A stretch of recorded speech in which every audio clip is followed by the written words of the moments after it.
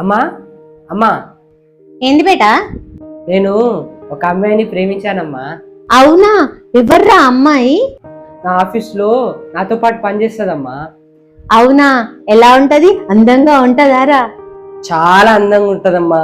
తను ఎంత అందంగా ఉంటుందో తనతో నా జీవితాన్ని అంత అందంగా ఊహించుకున్నానమ్మా. నేను తను పెళ్లి చేసుకోవాలి, మాకు 2 పిల్లలు కావాలి, ఇంకా నేను ఒక సొంత ఇల్లు కట్టుకోవాలి. నాకు ఒక బెడ్రూమ్, నా పిల్లలకి ఒక బెడ్రూమ్, ఇంకా మన చిక్కి అంటే మన పిల్లికి కూడా ఒక చిన్న రూమ్ కడతానమ్మా. అంతే, నా జీవితంలో ఇంతకు మించి ఏమొద్దమ్మా. చాలా బాగుంది నాయన. కానీ నీ ఊహల్లో మేము లేము కదా. నీకొక బెడ్రూము, నీ పిల్లలకి ఒక బెడ్రూము, ఆఖరికి నీ పిల్లికి కూడా ఒక రూము.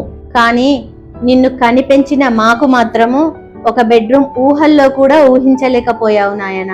పిల్లలకి తల్లిదండ్రుల అవసరం ఉన్నప్పుడు మేము మీ పక్కనే ఉండి మీ అవసరాలు తీరుస్తాము. కానీ తల్లిదండ్రులకు పిల్లల అవసరం ఉన్నప్పుడు ఎందుకురా వారి పక్కన నిలుచోరు?